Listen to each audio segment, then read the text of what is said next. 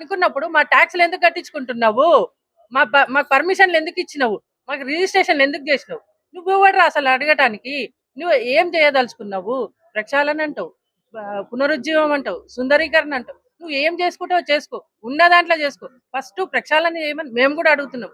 ఇంకొకటి, మేము ఈ ప్రక్షాళనకి దేనికి కూడా మేము వ్యతిరేకం కాదు, ప్రభుత్వానికి కూడా మేము వ్యతిరేకం కాదు. మేము ఒకటే అడుగుతున్నాము, మా ఇండ్ల జోలికి రావద్దు. మా ఇండ్ల జోలికి వచ్చే అవకాశం కానీ మీకు ఆ హక్కు కానీ లేదు ఈ రోజున. లేదు, మేము స్వచ్ఛందంగా ఇస్తున్నాము అని చెప్పని మీరు అనుకున్నప్పుడు ఇక్కడికి రండి, వచ్చి మా ఇండ్లు చూడండి. మరి మీ party MLA contestant Madhu Yashki Goud గారు కూడా వచ్చి చూశారు. అమ్మ ఇక్కడ ఇల్లు తీస్తామంటున్నారు అని చెప్పారు. మరి వారు వచ్చి చూసిన తర్వాత వారు డెసిషన్ మార్చుకున్నారు. అమ్మ ఇక్కడ ఇల్లు తీయాల్సిన అవసరం లేదు, మేము ఖచ్చితంగా ఇక్కడ ప్రక్షాళన ఈ దేనికి కూడా మీ ఇండ్లు అడ్డు కావు అని చెప్పారు. అదే మాదిరిగా మీరు కూడా రండి, మీరు కూడా వస్తే కదా ఇక్కడ వాస్తవాలు తెలుస్తాయి. మీరు ఎక్కడో కూర్చొని ఎక్కడో మీరు 2166 ఇండ్లు రివర్ బెడ్ లో ఉన్నాయని చెప్పని మీరు చెప్పారు. మరి ఈ రోజున మేము 60 ఇండ్లు తీసినాం, 200 ఇండ్లు తీసినాం అంటున్నారు. 166 ఇండ్లల్లో మీరు చెప్పిన లెక్క ప్రకారమే 200 ఇల్లు అని అంటే 10%. మిగతా 90% ఎందుకు ఒప్పుకోవట్లేదు? మిగతా 90% మీరు ఎందుకు కన్సిడర్ చేయట్లేదు? 10% ఇల్లే మీకు కావాలన్నా? మరి ఇచ్చిన వాళ్ళే తీసుకున్నారు కదా, అక్కడికి ఊరుకోండి చాలు. మీరు చెప్తున్నారు కదా మేము ఎవరిని బలవంతంగా పంపించట్లేదు అని చెప్పని. మరి నా ఇల్లే నేను చెప్తున్నాను, అందరిది కూడా నేను చెప్పట్లేదు. నా ఇల్లు నేను ఇయ్యను, నా ఇల్లు వదిలేస్తావా? వదిలేస్తా అంటున్నావు కదా, మరి రా వదిలే. అట్లనే ప్రతి ఇంటి దగ్గరికి కూడా మీరు రండి, వాస్తవాలు చూడండి. ఖచ్చితంగా మీరు అంటున్నారు కదా, మీరు చెప్పిన మాటనే, మేము ఎవరిది బలవంతంగా తీసుకోవట్లేదు అని చెప్పని అంటున్నావు. అటువంటప్పుడు మేము ఇయ్యము అని చెప్తున్నాము, వదిలే. నీకు చేతనైంది ఎంతవరకు అవుతుందో ఉన్న ప్రక్షాళన చెయ్యి. మేము కూడా అడుగుతున్నాం, బాజాబ్తో అడుగుతున్నాం. నల్గొండ వాళ్ళకి వ్యతిరేకం కాదు, మేము ప్రభుత్వానికి వ్యతిరేకం కాదు, నువ్వు చేయబోయే ప్రక్షాళనకి మేము వ్యతిరేకం కాదు. నువ్వు ఎందుకు వాస్తవాన్ని గ్రహించకుండా ఎక్కడెక్కడికో పోయి అక్కడ మమ్మల్ని రెచ్చగొట్టాల్సిన అవసరం లేదు. ఆ రోజు నీ శివుణ్ణి మొక్కుకొని వస్తే నువ్వు అక్కడ ఉన్న ప్రజలు పాలతోటి మళ్ళీ అభిషేకం చేసి ఆ శివుణ్ణి ప్రక్షాళన చేసిర్రు. నువ్వు ముట్టుకున్నావనే వాళ్ళ బాధ, అటువంటి సిచ్యువేషన్ లో నువ్వు ఉన్నావు. ఈ రోజున మీరు ఫ్రస్ట్రేషన్ లో ఏం మాట్లాడుతుంటో మీకు అర్థం కావట్లేదు.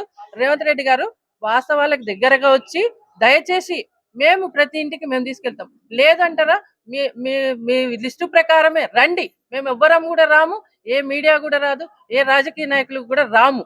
మీరే ఆ ఇంటికి వచ్చి మీరు అడగండి, అది వాస్తవమా కాదా. అమ్మ మీరు ఇయ్యటానికి రెడీగా ఉన్నారా లేదా మీరు అడగండి, అది వీడియో తీయండి, మీరు చూపియండి. ఏ ఇంటి వాళ్ళు ఇయ్యటానికి ఒప్పుకుంటున్నారో చూపియండి. మీరు ఉన్న టెంపరీ స్ట్రక్చర్స్ ఏవైతే ఉన్నాయో 2% 3% ఉన్న వాటిని చూపించి, ట్రిపుల్ స్టోర్ బిల్డింగ్లు అవెందుకు చూపించట్లేదు? మీరు వాటి విషయం ఎందుకు మాట్లాడట్లేదు? ఖచ్చితంగా ఇదైతే మేమైతే ఖచ్చితంగా అడ్డుకొని తీరుతాము. మరి గత 4 నెలల నుంచి కూడా మాకు నరకం ఎక్కడ లేదండి, మన రేవంత్ రెడ్డి గారి రూపంలో మా తెలంగాణ రాష్ట్రానికి పట్టిందని చెప్పని. మరి ఇంత రాక్షస పాలనలో మరి మాకు ఒక దేవుళ్లాగా, మాకు ఒక తోడబుట్టిన వాళ్ళలాగా ఈటల రాజేందర్ అన్న ఈ రోజు మాకు అండగా నిలబడి మా అందరికి ధైర్యాన్ని, ఈ రోజున 2-3కి హార్ట్ అటాక్లు రావటమే కాదు, మిగతా వాళ్ళు కూడా ఎంత నరకం అనుభవిస్తున్నారంటే అంత నరకం అనుభవిస్తున్నాం. ఈ రోజున కూడా మేము ఇక్కడ కూర్చొని మాట్లాడుతున్నాము అని చెప్పానంటే ఈటల రాజేందర్ అన్న గారి పుణ్యము. మరి మా లోకల్ కార్పొరేటర్ మీరు నిజంగా చేస్తున్నారు, ప్రాజెక్ట్ అవుతుంది అనుకున్నప్పుడు ప్రజాప్రతినిధి ఎందుకు గెలవట్లేదు? వాళ్ళకి ఎందుకు డీటెయిల్స్ చెప్పట్లేదు? మీరు చేసేది న్యాయమైతే మీరు చేసే ప్రాజెక్టే 20 ఏళ్ళలో 30 ఏళ్ళలో పడుతుంది అని చెప్పని అంటున్నారు. మరి అటువంటప్పుడు మీరు ప్రాజెక్టు ఏమి స్టార్ట్ చేయకుండానే, మీకు ఆ రిపోర్ట్ రాకుండానే మా ఇండ్లతోటి నీకేం పని? నువ్వు ఎంత చేయదలుచుకున్నావు? ఇంకొకటి, ఆ సర్వే కూడా తప్పుల తడక. ఒక దగ్గర 20 మీటర్లు అంటూ, మా దగ్గర వచ్చేసి 270 మీటర్లు. 270 మీటర్లు నీకు ఎందుకు? వాస్తవంగా ఇదంతా కూడా ఆయన ప్రక్షాళన గాని, మూస సుందరీకరణ మీద గాని మాకున్న అవగాహన ప్రకారం ఆయన ఈ ప్రాజెక్ట్ చేసే పరిస్థితి కాదు, ఆయన చెయ్యటానికి కాదు, ఆయన భూదందా ఏదైతే ఉందో దాన్ని జరిపించుకోవటానికి. దానికి మేము ఖచ్చితంగా వ్యతిరేకం. ఆయన ఏదైతే చేస్తాడో, ఆయన దగ్గర బడ్జెట్ ఎంత ఉంది ఫస్ట్ చూపియమనండి, మా ఇండ్ల దగ్గరికి రమ్మనండి. ఆయన ఎంతవరకు చేయగలుగుతాడో దాన్ని చెప్పమనండి, ప్రక్షాళన చేయమనండి. మాకు కూడా కావాలి, నల్గొండలకే కాదు, మంచినీళ్ళు మాకు కూడా కావాలి. మా దగ్గర గత 30 ఏళ్ల క్రితమో 40 ఏళ్ల క్రితమో మా దగ్గర దోమలుండే, వాసన ఉండే, అవన్నీ ఉండే. ఇప్పుడు ఆ దోమలు లేవు, వాసన లేదు. మరి మంచినీళ్ళు అనేది మాకు కూడా కావాలి ఖచ్చితంగా. ఇంకొకటి, ఆయన ఈ ప్రాజెక్టును ఆపమని మేము అడగట్లేదు. మేము కూడా కోరుకుంటున్నాం ఈ ప్రాజెక్ట్ ముందుకే తీసుకెళ్ళాలి. కాకపోతే ఏ ఇంటి జోలికి రావద్దు. మా ఇండ్ల జోలికి వస్తే మాత్రం ఖచ్చితంగా రేవంత్ రెడ్డి గారు, మీకు అధికారం ఇచ్చిన మేము చెప్తున్నాము. ఏ రాజకీయ నాయకులు చెప్పిండ్రో చెప్పలేదో మాకు అనవసరము. మేము అధికారం ఇచ్చిన మేము దించటానికి మేము రెడీగా ఉన్నాం 100%. ఈ రోజున రేవంత్ రెడ్డి గారు మళ్ళీ చెప్తున్నాము, జనవరి 1 కల్లా మీరు ఏదైతే అనుకుంటున్నారో దాని గురించిన వివరణ ఇవ్వండి.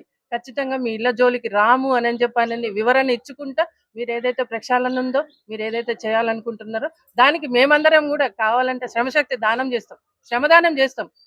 రండి. మా ఇళ్ళ దగ్గరికి ఎందుకు రావడానికి భయపడుతున్నారు? ఈ రోజున మీరు చేస్తున్నది న్యాయమైంది, ఖచ్చితంగా వాస్తవానికి దగ్గరగా ఉంది అని చెప్పానని అన్నప్పుడు మీరు రావడానికి భయపడాల్సిన అవసరం లేదు. మీరు ఇక్కడికి రావడానికి భయపడుతున్నారు అంటేనే ఖచ్చితంగా దీంట్లో న్యాయం లేదు అని చెప్పాను అనేది అందరూ కూడా గ్రహిస్తున్నారు. ఈ రోజున తెలంగాణ అట్టుడికిపోతుంది. ఒక్క సమస్య కాదు, మా సమస్యలు మాకున్నాయి.